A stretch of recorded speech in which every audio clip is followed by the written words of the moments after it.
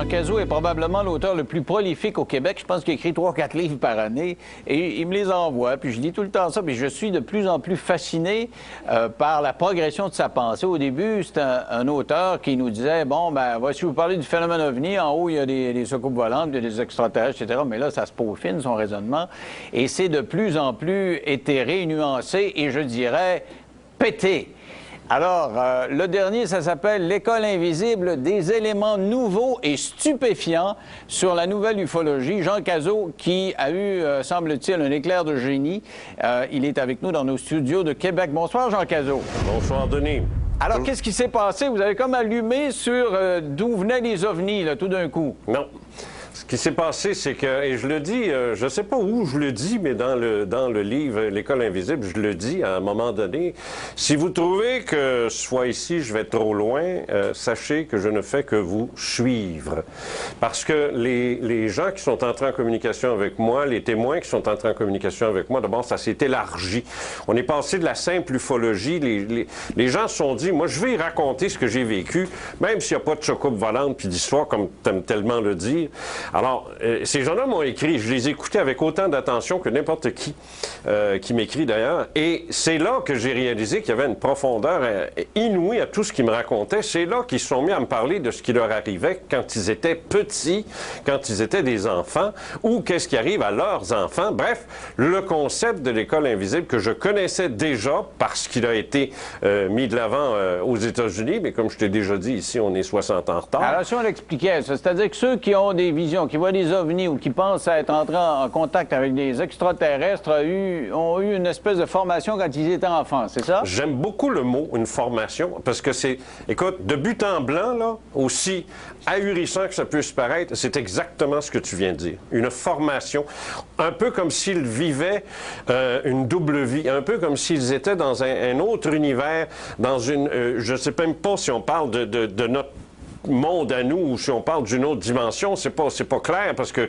eux-mêmes considèrent que ce qui leur est arrivé est aussi réel que ce qui nous arrive tous les jours, excepté que c'était dans une configuration totalement différente. Sauf que quand on lit les rapports... avec des êtres qui sont pas humains, pas de maudite minute. C'est ça. Donc, ils ont rencontré, vous dites, des bleus, des gris, des Elders, différentes formes. Et ils auraient rencontré ces extraterrestres-là jeunes. Quand ils étaient jeunes... Très jeunes. Et certains s'en souviennent. Certains ont des bribes de souvenirs. Moi, j'ai passé un été très occupé, Denis, parce que j'ai pas fait que lire des courriels. J'ai rencontré plusieurs de ces témoins-là. J'ai même fait des rencontres de groupe où on s'est réunis. Puis je pense que j'ai fait un bon travail pour me permettre d'éditer un livre comme celui-là. Et ce qui en est ressorti, c'est d'abord, c'est un accent de sincérité incroyable de la part de ces gens-là, mais une intensité folle, complètement folle, de leurs expériences en tant qu'adultes, mais depuis qu'ils sont enfants. On a l'impression que c'est une gang de fous que vous avez interrogé. Je veux dire, vous parlez de folle, là. C'est tellement pété que tu dis, tu sais, le gars, il est parti en voyage astral, il avait 4 ans, il a vu un être gris puis un autre bleu, puis, tu sais, je veux dire, c'est un enchevêtrement. Un psychiatre serait peut-être plus en mesure de nous dire quelle maladie c'est, là. Non, Denis, ces gens-là sont cohérents dans leur récit. Ce qui est tragique, là, c'est que j'aimerais tellement pouvoir emmener une de ces personnes-là avec moi, ou amener une de tes caméras chez eux, là, pour que tu puisses... Je pense qu'à un moment donné, il m'a toujours bien t'en amener une, même si on va pas en ondes, puis tu te feras une opinion, parce que ces gens-là sont cohérents, sont zen, c'est pas des malades. Je veux dire une chose, Denis, très importante. J'ai 45 ans d'expérience en radio.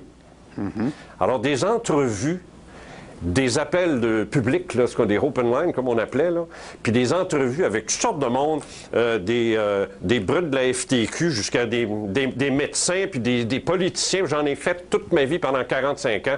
Des fous puis des caves, j'en ai vu, je les reconnais.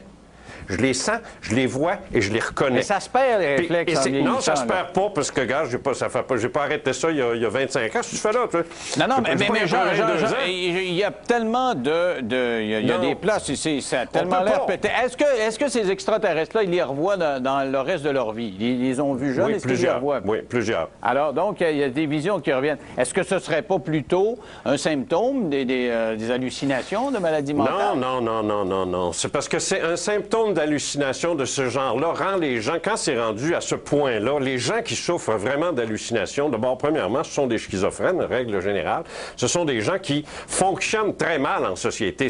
Et en plus de ça, ils ont des caractéristiques notables. J'ai étudié dans ce domaine-là, je suis pas psychiatre, mais juste assez au moins pour être capable de les reconnaître, comme on dit.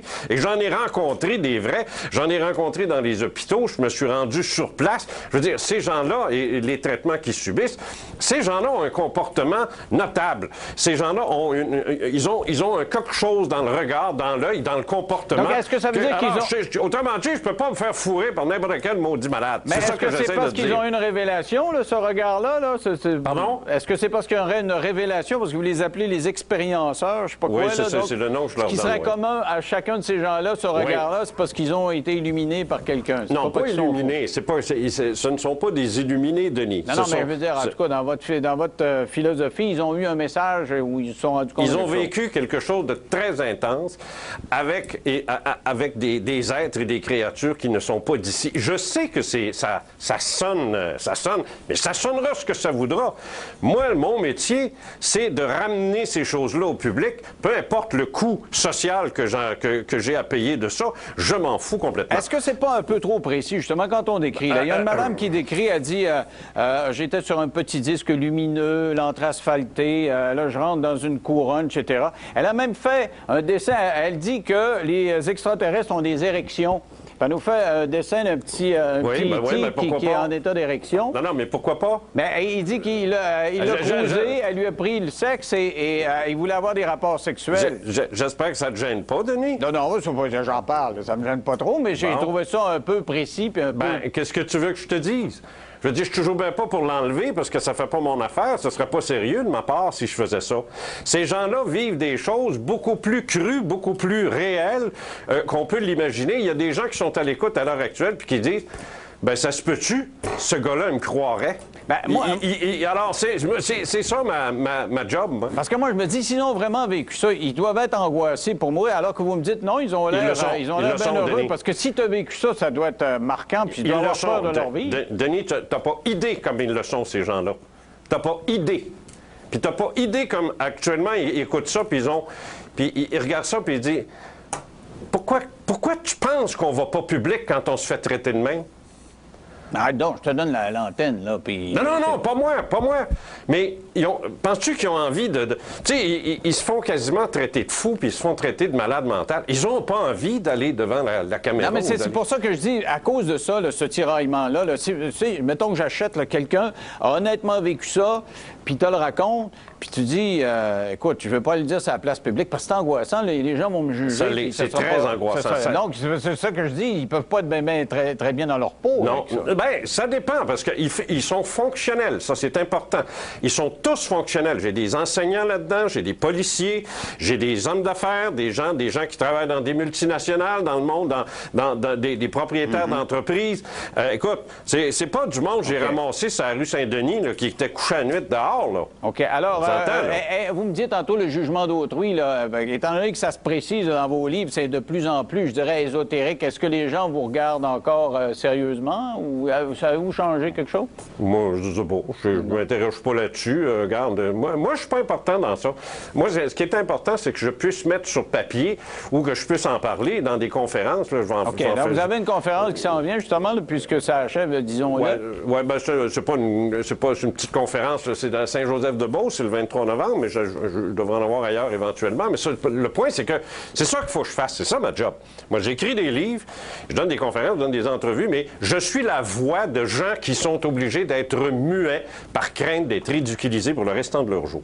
Alors, merci d'être là, mais ça m'intéresse toujours de parler. Et moi, j'espère de jamais rien voir, parce que s'ils sont bien à leur peau, moi, ça m'angoisserait royalement. Mais merci beaucoup, Jean Cazot. Restez là au retour. Annie Bégin a quitté son emploi pour prendre soin d'animaux abandonnés dans son refuge. Elle en a 75 chats. Elle nous parle de ça après la pause.